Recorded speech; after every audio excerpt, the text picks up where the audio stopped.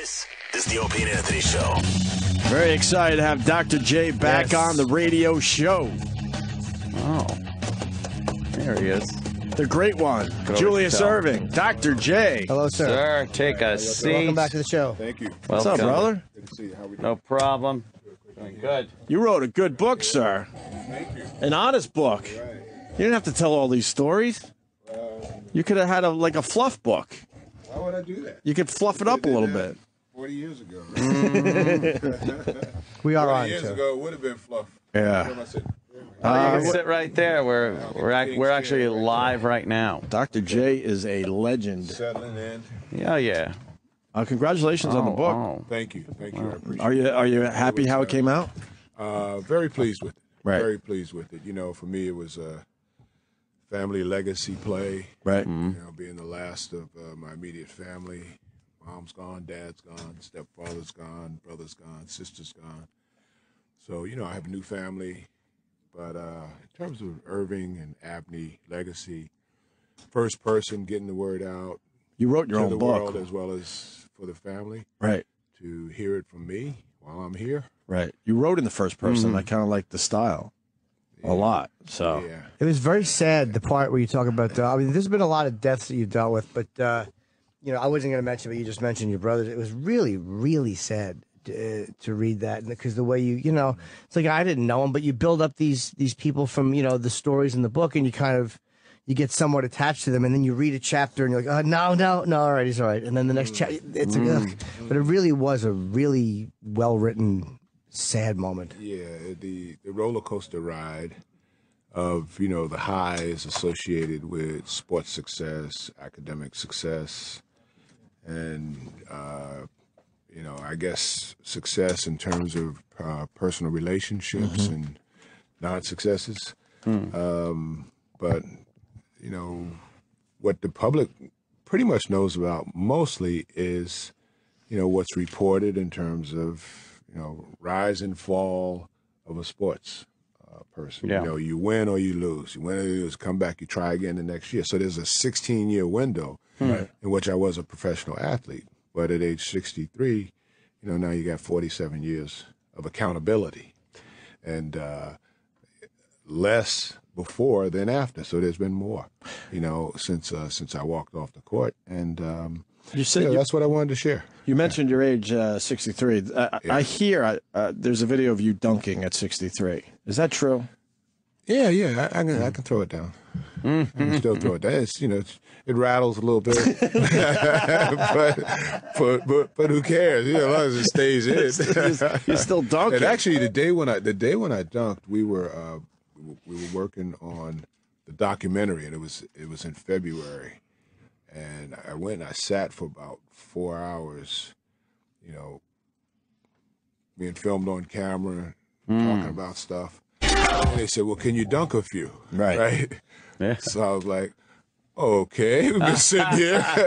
So, you know, lace them up, put on, you know, the shorts and the whole deal, which, you know, you guys have on that right there in front of me right now. Oh, okay. It did rattle a We little kind bit. of call that a rub-in. But that was after sitting for 4 hours, and then I go over and I stretch on the bench. Right. You know, it's like, you know, you try to stretch for about 5 or 6 minutes. And then, you know, I go in there and I miss. And then I go in and I make it. And I said, is that enough? Because, you know, you don't want to get hurt. No. Do your knees and groin still bother you, or is that kind of fun? Actually, I found this training method. Can I shamelessly endorse it here? Oh, Yeah, please. please. If Go it's ahead. groin strengthening, yeah. It's the next big thing. It's called Fitwall. And it's booming in San Diego and, you know, Southern California right now. So it's moving east. But I got 2 in my basement. So I go there and I get a cardio workout, I get a flexibility workout, and I get a strength workout. Fitwall? And it's head to toe. It's head to toe. Fitball. You heard it here. Yes. Well, swim walking is a big one. Yeah, swim walking. And Dr. J obviously made the slam dunk, you know, popular. People really weren't dunking before you for whatever reason. Yeah, I always Or it saw, wasn't I always impressive saw when they Chamberlain, did it. Duncan, and Russell, you know, they're just going and getting over the rim and Yeah, they didn't. kind of laying it down, but nobody raring Tomahawk. back. Yeah, Now, yeah, Connie Hawkins was you're right. doing that. You know, he was there. It's like he'd go down the lane, and then I remember he had one of the greatest quotes of ever, because he said, they either got to lower the rim or raise the floor because the hawk can't soar no more. And I said, I'm gonna have that day happen to me. Oh, man. At some point, because, The way you just- once a year, what are you going to do? The way you described the dunking was amazing too. Like when you're going, from the foul line or however many feet it's the things you saw. Like you're like, and I noticed that he jumped, but his hand was coming back down, which meant that he was coming. Like you saw so much in that split second that you're up in the air and make a lot of decisions. It's not just jump up and throw the ball in. Yeah, there's a consciousness, and when you're in the air, literally it's only a split second, Right. and but it could seem like more, if you move the ball from left hand to right hand. Or, the way they do it now, the guys go behind their backs, they go under the legs, they do a whole lot of freaky stuff that we didn't do. But because I could palm the ball and Connie Hawkins could palm the ball and some other guys, we would maneuver it around and make it very difficult for shot blockers. Jeez. But I used to always think, it was attacking the basket, just look for daylight. And if there was a head or a shoulder or a hand, there's no daylight there, so you go where that's not, Right. and Twisting have fun, and turning. have fun with it. Some famous Dr. J shots where he's just twisting and turning in the air. Just amazing. The one thing I learned about reading your book was that I always just thought you were Dr. J your entire basketball career, but you came out of nowhere. You almost didn't make it into the pros. Right? It's funny you should say that. I did not realize that. I thought you were like a superstar and everyone knew about you from a very early age, but that's not the truth here. There's so many assumptions, right? And I really came in the side door and caught a lot of people by surprise. That amazes me.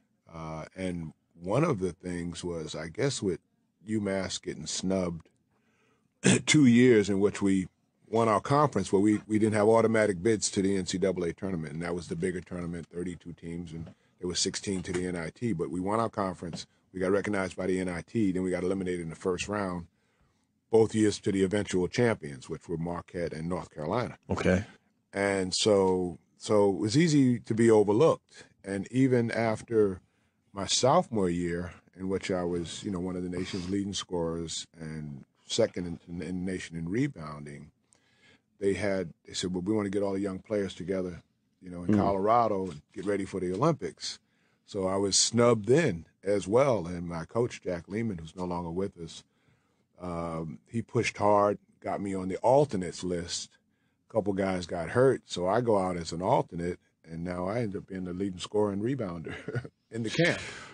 And, go on a nice tour of Russia, Poland, and Finland at age 20, lead the team in scoring and rebounding. Didn't you say Russia was a real dump where you were?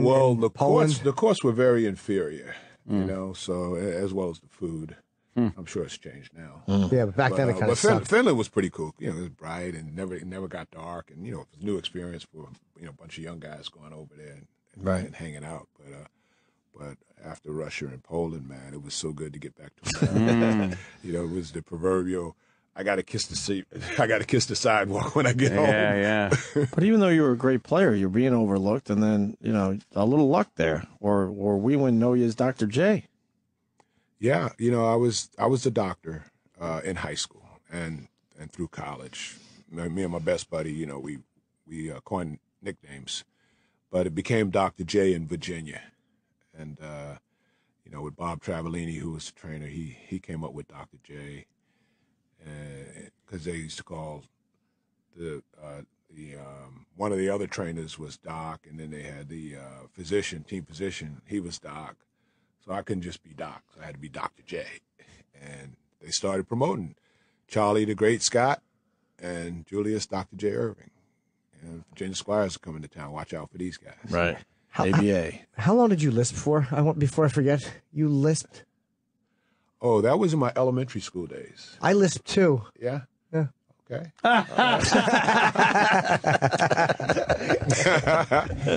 I'll tell you, a large percentage of people in the world, and I have a 12-year-old son, and he did it between ages 5 and 8. Yeah. And then But just so go they away. went away. Now Yeah. you can't shut him up.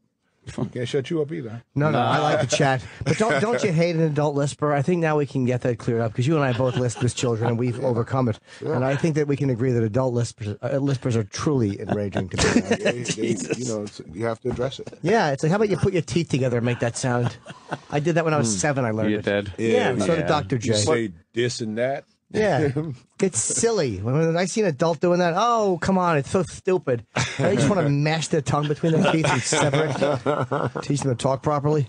The other thing that amazed me in the book was, and I was a huge fan of yours, you leave basketball in '87, and you only have, I say only just because of what they're making nowadays, you only had $9 million. That amazes me. So you didn't really get a taste of the really, really big salaries, right?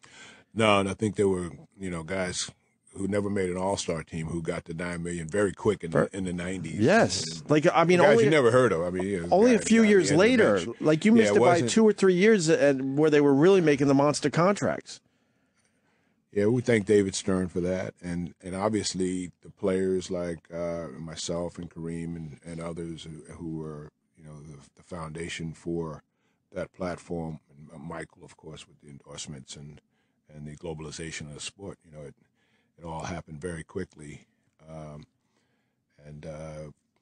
I hate to say that we missed the boat because, there are things that influence your life, and obviously your economics are one of those things. So in terms of working hard and supporting your family and taking on new challenges and finding ways to get it done afterwards, if I quit basketball in 1987 and I said, well, I'm set for the rest of my life, I don't think I would be the individual that I am today. So by being very conscious of not being set for my life, right. Work ethic was still there and taking on new challenges, trying different things. I became a Coca-Cola bottler for one thing, and went on some public company and private company boards, and just began to expand my business horizon. And through good fortune, I've been able to almost get there.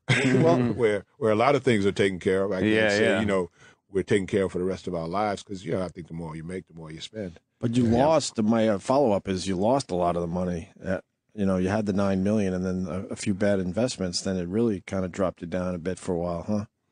Well, I don't think you should get locked in on that number. I've had a net worth 20 plus. And, there you go. So I've been there and had setbacks, climbed back, and it's a roller coaster ride just like life. Right, Did you really give away between $6 and $10 million to people who are coming to you for help or whatever? Absolutely. Wow. Absolutely. With no form of repayment or no desire to get paid back, or were there a lot of loans that just never? I didn't say there was no desire to get paid back. Okay. There's a thing. I didn't say that. The desire is there. There's a thing when you make a lot of money. I've handed out a lot of money, and there's always this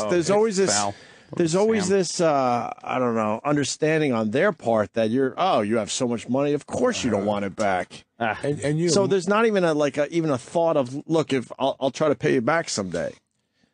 Yeah, the problem is when you guys are walking down the street and they cross the street to avoid you. Oh man, that becomes a problem because there are a lot of friendships that have been lost. Yeah, over loans. And what's the biggest hunk someone had the balls to ask for?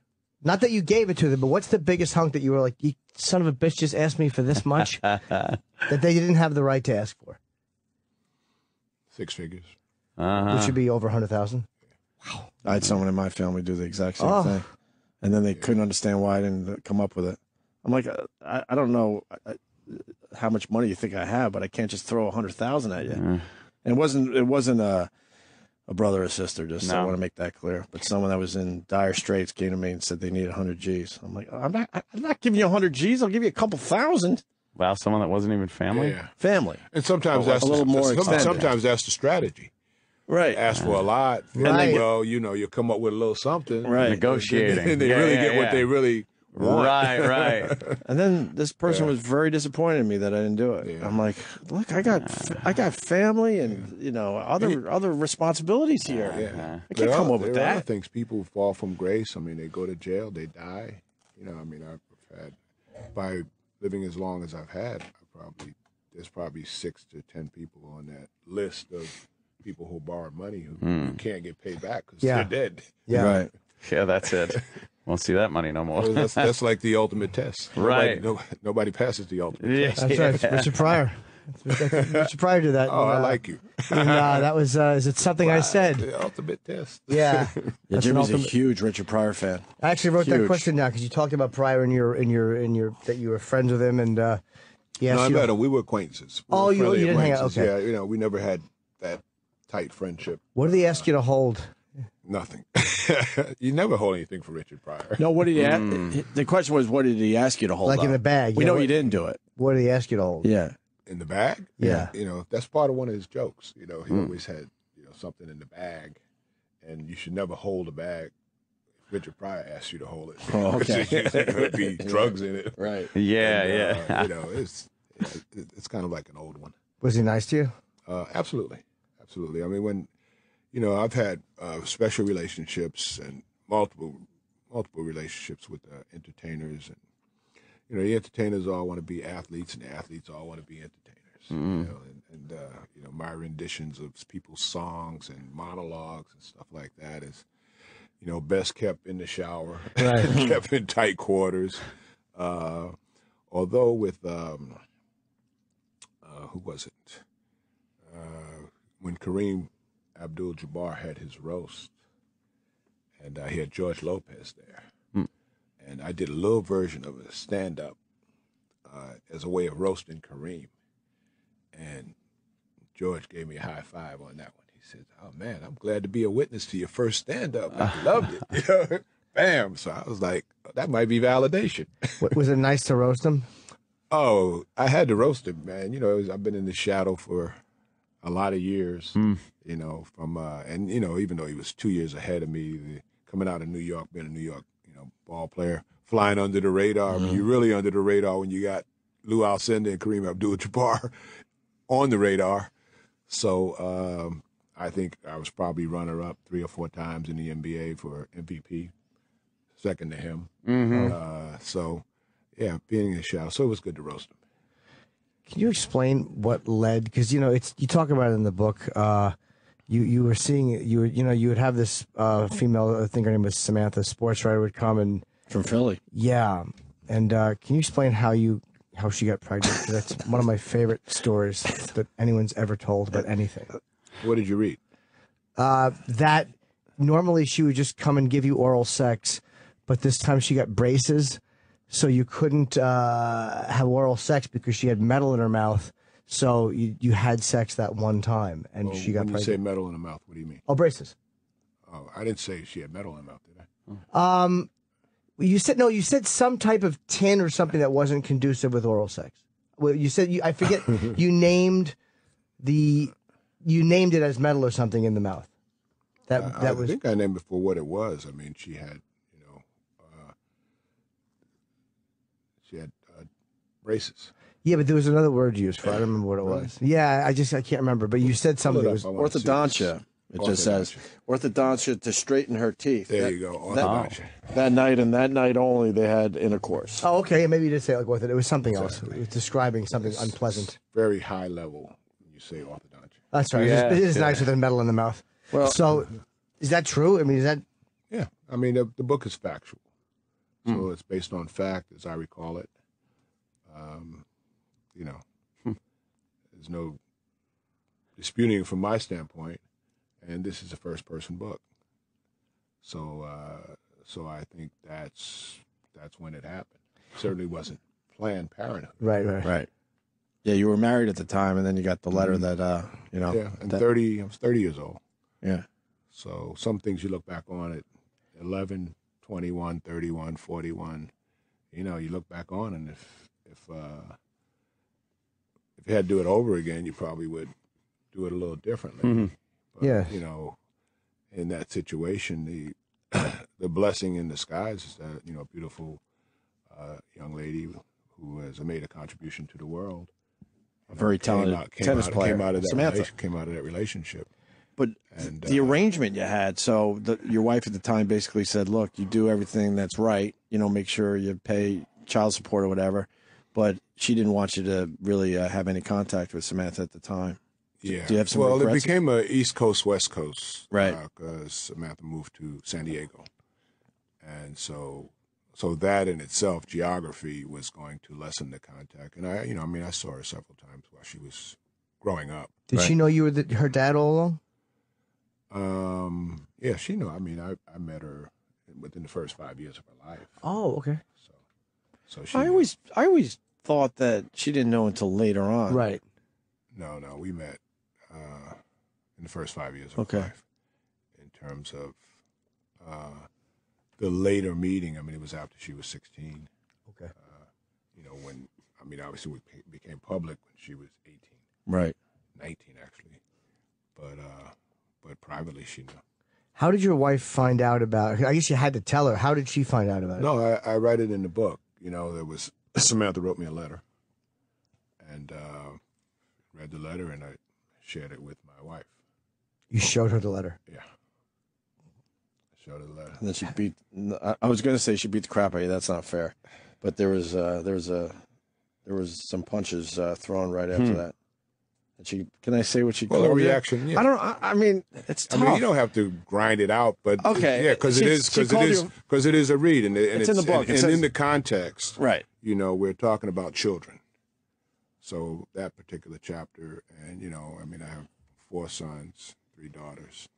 So we're talking about children and people being born into this world. So the circumstances vary with each childbirth, and with this particular situation, there's additional information there, which balances the perspective. Because I wanted to be transparent and truthful. So yes, I mean, when I told her about it, she was very upset. She really asked me to leave the house. I was trying to get out of the house because I was getting bombarded, and verbally and physically. And so I left the house. A couple days. Were you concerned at first? Because I would have thought we had sex one time, it wasn't mine. Or did you kind of know that it was your No, I didn't know. No, we had to test. Yeah, there was a test that happened. We had to validate through testing, and test came back positive. So had to own up. Were there other women that? And obviously in the 70s and 80s, I mean, free love, hippies. I mean, so deadbeats abound. I mean, you guys probably knew a few or whatever. Right. I got a child over here, but So I'm assuming there were a few other tests. You're in denial, right? So they're in denial, and I had my moments in which I had my doubts, but test proved positive. I said, well, this is what we have to do, and it was a collective decision made to create a child support situation and a living arrangement that allowed me to continue, with my wife and my family, understanding, and for Samantha and Alexandra to exist as they did. How's your relationship with her now? I wouldn't say it's the best, and the book hasn't made it any better. The book hasn't made it any better, but these are part of the challenges in life. So when and if, there will be a time in which, I have to deal with the accountability associated with being a father, and I feel there's responsibility there, but there's also an understanding that at age 32, she's an adult, and at 63, I'm an adult. So we have to communicate with each other as adult to adult. You said something Bill Cosby told you that it's hard to grow up poor and raise rich kids, which I thought was a really interesting way to look at what it's like to be in that situation. Yeah, I think the difficulty of affluence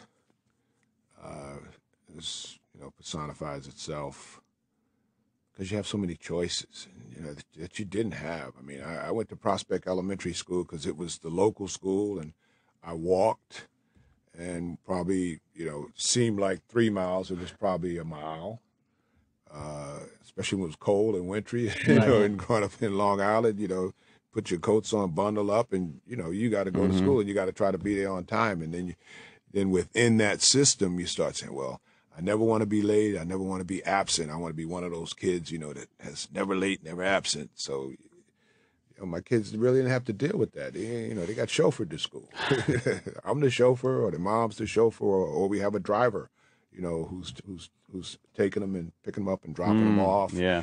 And within the education and social development, so many options for people who are affluent that you're forced to make decisions that when you're poor you don't have to make. It's only one option: go or you stay home. Get smart or stay dumb. And that's oversimplifying it, but that's the reality of it. So that's what that was all about. Do you still line everything up? I was fascinated by how you line.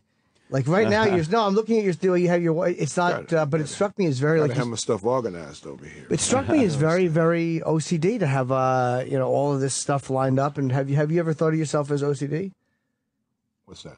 Obsessive compulsive disorder, like the obsession over things being lined up or numbers, or like a lot of athletes get it with time. Just when they spell my name Irving, I have a little problem with that. What he's talking about is the whatever dummy made up our prep sheet, which wasn't even in here. Spelled it right on this side, but here they spelled it Dr. Julius Irving. Give props to Kyrie on that one. What the? Yeah. They spelled his name wrong on the overall prep sheet.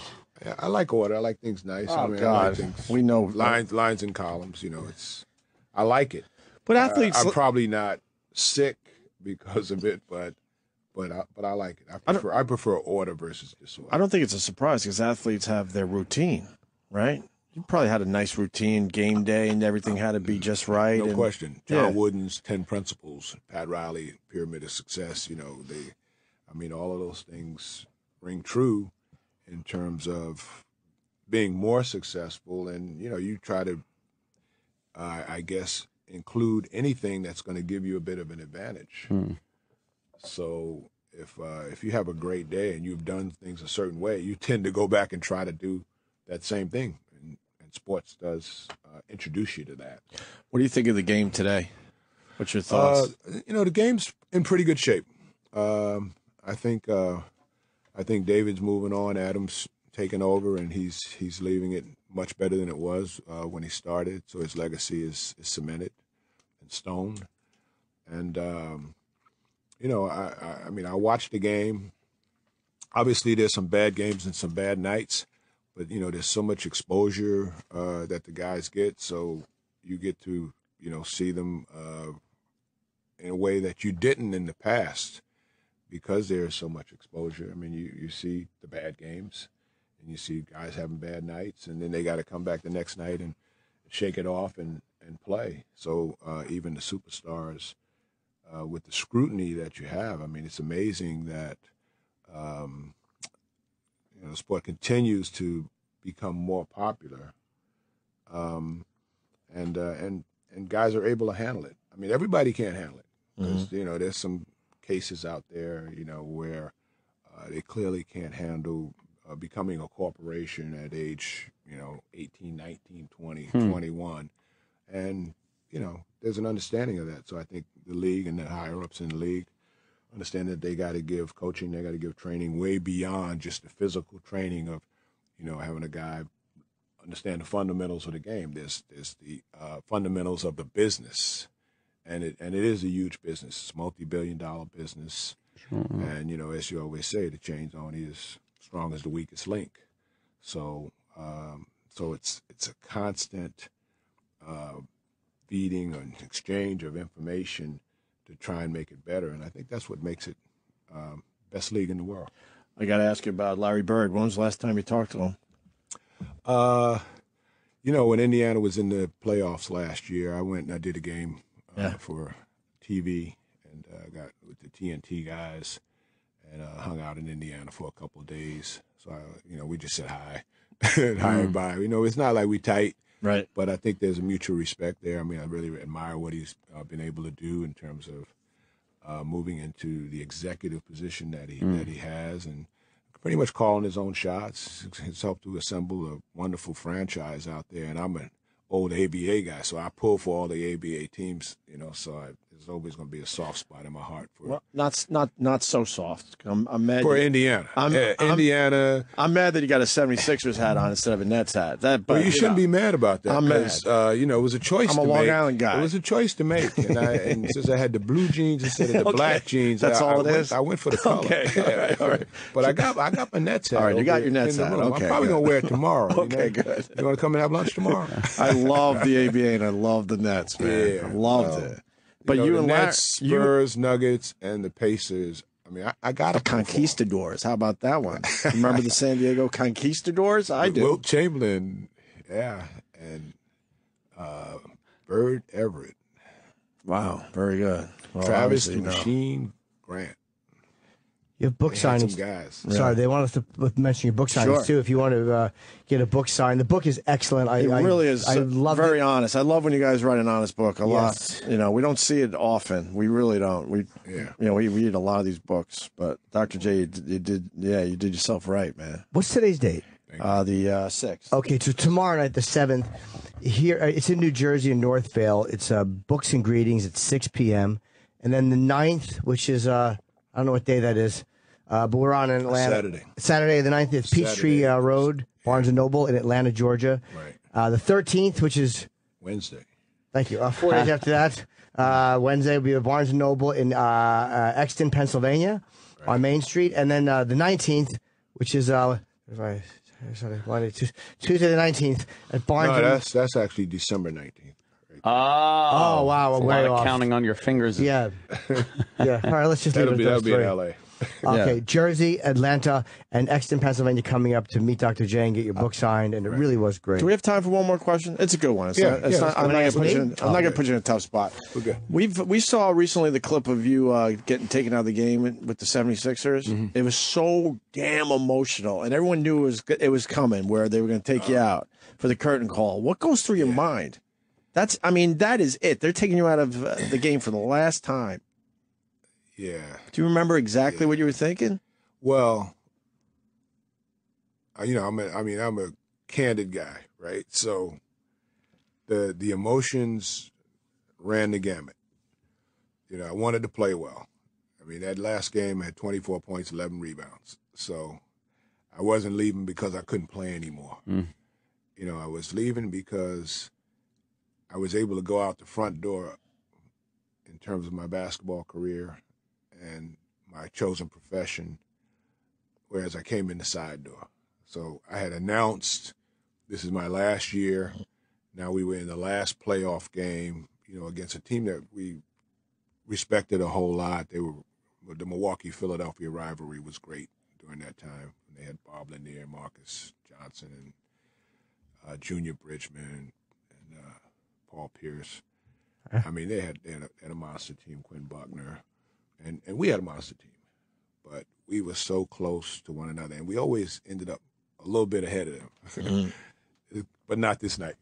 Right. So I'm, I'm thinking that okay, the run is over. A lot of people are going to be sad, but I wanted to celebrate that moment, and I also wanted to celebrate the freedom from living in the fish tank, living in the fishbowl, because, I had, lived in a fishbowl for 16 years and those last 11 in the NBA.